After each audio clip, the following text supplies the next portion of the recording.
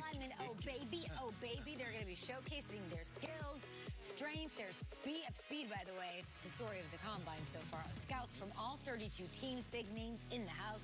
Watch the next wave of NFL stars take to the field at the 2022 NFL Scouting Combine presented by Verizon. Live from Lucas Oil Stadium today at 4 p.m. Eastern. Stay with us all weekend long right here on NFL Network. That's right, Ike Ekwonu, Breece Hall says he's the best running back in this class. We'll get to all of that today right here on Good Morning Football. We're presented by Ram. We're live in New York City on a Friday. My name is Kay Adams. Yes, Super Bowl champion Michael Robinson will be getting in his Ram and driving home after the show. I love it. Ram, come on, man. Yeah. Give me something, right? I took a picture. I'm going to post it. I'm going to tag you and all of that stuff. I need some mats, some tires. Stage manager Gianni, did they not send over a box for... You took it home? Oh, okay. You got Ram, too. Yeah. James Palmer, how are you? I'm wonderful. I'm not driving a Ram. I'm getting on an airplane heading back home. Well, you've got skis to get on, my friend. I appreciate you being here. I'll be on them tomorrow morning. Shregs is out at the Combine in Indianapolis. My favorite part of Shregs being in Indianapolis always is the day-by-day loss of voice that happens with my friend who I've known for 6 years now. So Shregs, let's get a little voice check out of you. Yeah, okay, here's where we're at. We left late last night. We were doing the Combine. Right here at this very table, watching some amazing events. Thank you for checking in on the status of my voice, but the status of the players last night was awesome. And we had 8 different guys run fast 40s, under 4.4, and that's when the official times came out, and the quarterbacks actually exceeded expectations. Today, like you said, running backs and offensive linemen, NFL Network coverage is going to start at 4 p.m. Eastern. There are some real studs in both those groups as far as positions go. But yes, my voice, we're going to be doing all right. When you do night and then morning, there's not much sleep in between. That's okay. It's what we do. It's the Combine. Let's rock. Sounds like you're having a good time out there, and we love it. The 2022 NFL Scouting Combine did kick off with a bang last night. Like Shregs is saying, this quarterback group showed skills for coaches and front offices from around the league. Here's how the top of the class stacks up. Courtesy of our very own Bucky Brooks, he got Kenny Pickett as the top quarterback, Matt Corral, Malik Willis, Sam Howell, and Desmond Ridder. With, oh my gosh, that speed. Corral working through an ankle injury. The other 4 of Bucky's top 5 were in action last night. So let's just go around the table here and talk about what stood out from the quarterbacks night 1 of the Scouting Combine. Rob. Malik Willis. Your boy. First of all, I did a breakdown on him yesterday. Which was fantastic, by the way. Which was awesome. Hammer, great job helping me out with that. Then I go on Instagram, I post it. Then Malik follows me on Instagram, too. So great job, big dog. I'm super happy about Malik that. and the Buffalo Bills. And the Buffalo Bills. I'm having a great week. I'm having the best week ever, man. But Ram, follow it. Yeah. But check this out for real. Like, Malik Willis, he checked all the boxes for me. I wanted to see the arm talent. I wanted to see the deep ball accuracy. We saw that. I liked some of these deep balls. Like, he just would just sit on his back foot and wait for the receiver to go downfield just so he can show off the arm. And then some of the intermediate throws. He was putting the ball right where the receiver needed to get it so that the receiver can do something with the football. And then, guys, we all know the video of him, giving, stuff to a homeless person, on the side.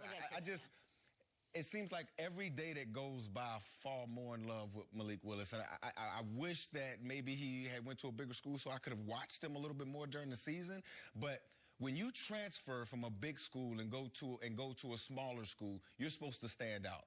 And that's exactly what Malik Willis did. He tore Liberty and that league up. And I think this kid is going to be a star in this league. Yeah, he may need a year. But that's okay. That used to be the norm for first-round quarterbacks. I think this kid's a star. Don't let him drop too far. With what you saw yesterday, do you think that, you thought he was a star before yesterday. Did he do something to change other people's opinions of what they might have preconceived about his play? To me, it was the arm talent and the accuracy, where he was putting the football. I look at a lot of little stuff, Kay, like the confidence walking up to the line of scrimmage to get ready to throw the ball, the stature in the pocket, how he bounced around, how he talked to guys around him. The kid just looked like a star. And then when you saw some of his interviews, you hear how smart he is on the board. You hear how much he knows about offenses, and then you hear him say stuff like, "How y'all know I'm going to be a superstar? I'm just here trying to make the team." He's realistic, and I think he's a football player first. That's one thing that I love about, great players. Oftentimes, they're football players first, and then their position second. I had a teammate of Joe Burrow's tell me that during the Super Bowl. He said, I've been around, I think it was Zach Kerr, maybe. Yep. I've been around for about 10 years. He goes, I've been around. There are quarterbacks that carry themselves like quarterbacks, and there are quarterbacks that carry themselves like football players. Joe Burrow, I remember him telling me that's it. And I love your point about how he carries himself and Malik Willis. There's a low angle like video, somebody not even shooting the old landscape, doing up and down on the phone after he threw one of his deep balls, and he just stood there and like admired it and was like, all right, next ball. Like, and it was like, okay, I like that. But I'm going to go with the guy who everybody has pretty much in the league, the consensus #1 quarterback on the board, in Kenny Pickett. And what he needed to do and go out there and throw, and we're going to talk about hand size like crazy, Austin Powers, Carney, small hands, I get it. But what he needed to do was confirm the film that everybody has been watching. And Rob, we always talk about really the film is the most important part of the evaluation. What did they do at the collegiate level? We went out and showed what everybody has seen on the film, the way he threw the football, the way he was accurate with the football. Let's not forget that's arguably the most important thing you can have as a quarterback, which is accuracy. He showcased that in these drills. Receivers came out of these combine workouts, Kay, saying that he throws the most catchable ball out of all of the guys that they were catching footballs from. That's extremely important. That is your touch, that is your feel, that is everything. You talk to receivers in the league, a catchable ball is everything to them. And some guys can't even explain it. That's always been one of my favorite things to ask receivers around the NFL is, how do you describe a catchable ball? Yeah, what is Some that? guys can't even describe it. Can you describe it? Well, and oftentimes some quarterbacks want to show their arm strength by just throwing the ball as hard as they possibly can, not understanding that there's two parts to a pass. It's the throw, but it's also the catch. Usually when I talk about a catchable football, it means the nose is up. Okay. When the nose is down, that means somebody's getting on top of the ball like a pitcher, and they're trying to throw a strike to you. And usually, that's usually the harder catch. I play fullback, so oftentimes you want the nose up, so it's a very catchable ball. But to your point, young quarterbacks don't always understand that. You have to make the footballs that you throw catchable, and so that your guy can catch the ball and get going with it. I thought Kenny Pickett did a great job of that. What they should do, James, is have me go out there who has zero athletic ability, and if I can catch it, that makes it a catchable ball. That should be a new combine drill. Like if Kay catches the ball. Yeah. I don't want the Colleen finger. No, don't start jotting it down. Right? You know? How about Desmond Ritter? So you guys know I love Cincinnati. The second I heard, this Bearcat can fly. He's a winner. Let's take a look at him and what he can do out there. Blazing speed. 4.52, I think. 40. Incredible. Here's what we knew going into it. We know that he's an absolute winner. He was great in college. But yesterday he took command and he put himself in that same group in that forefront. Blazing fast. And he threw the ball really well in his workouts. Now, what did you see, Mike? Well, again, I saw, obviously, he ran faster than I thought he would. I mean, I didn't think he was that fast, but he showed great athletic ability. He wasn't overstriding on his passes. Look at these passes. He's on top of the football. He's using his footwork to drive the ball. It's not just throwing the football with his arm. And he put the ball in some pretty good places. This is what I needed to see from Desmond Ritter. I needed to see the arm strength. I needed to see him putting the ball in places like that where the receiver can do something with the football. I thought he had a great day. I thought he had an excellent day. And again, to go along with that leadership that he already had. It's so interesting, guys, for all this talk about how this quarterback class is lacking. It sure sounds like they put on a show and momentum is building, Peter Schrager. No top guy, I don't think, you know. They sure did. And, Kay, there's even guys like Carson Strong who threw one that went like 80 yards in the air, and people are like, well, okay, got to consider that too. It was deep. The class was deep, and it's not top-heavy, but the guy at the top is Kenny Pickett. And before he even took the field, the controversy here, or the buzz here, was about his 8.5-inch hands. And we poo-poo that. We roll our eyes. We say, well, Joe Burrow's got 9. Hey, the guys, this would make him the smallest hands at quarterback in the entire NFL on his first day in the NFL. No active quarterback has smaller hands than 8.5 inches. And, well, what matters with hands? Well, some executives do value it. The Green Bay Packers, for example, have Brett Favre and Aaron Rodgers, who have two of the biggest hands in combine history, and actually know that in the cold weather, it does matter. And, well, okay, but he played at Pittsburgh.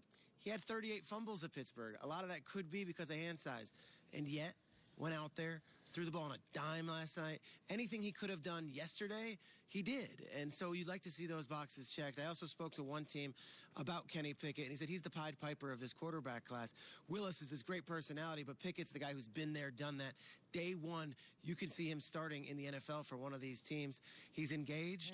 His fiance was a former soccer player at Princeton. She works at Goldman Sachs as a banker. This is a serious guy. This is the guy who's an adult, and Kenny Pickett showed the part. But Willis stole the show last night. Willis's deep passes were incredible, and Michael Robinson, you hit on this. It had people mouths agape. And he was just ripping it. I don't think anyone expected the accuracy to go with that deep arm. So his game might be a little unpolished, but gosh, so was Josh Allen's when he was at the Combine and he was throwing passes like this. So are so many other big-armed quarterbacks that just need a little coaching. He went to Auburn, lost the job to Bo Nix. Everyone said, okay, well, let's see what happens. Transfers to Liberty, bet on himself, and then tore up that conference, as you said, Mike. I think this guy put on a real show. I don't know if he's first round. I don't know if he's early second round. But everyone who's met him has fallen in love with him this week. And everyone who watched him throw that deep ball had to at least recognize the sheer arm talent that he has. And I feel like momentum is building. I'm getting really excited about the quarterback class, and I'm excited to see those running backs and offensive linemen today. We've got more from the Combine with Peter Schrager, and then there's, of course, the other storylines flying across the NFL, like Tua Tagovailoa. We talked to the new head coach of the Dolphins. Schrager's talked to him, Mike McDaniel, so we will talk about untapped potential and more. It's Believe It or Not, next. Good Morning Football is presented by Ram Trucks.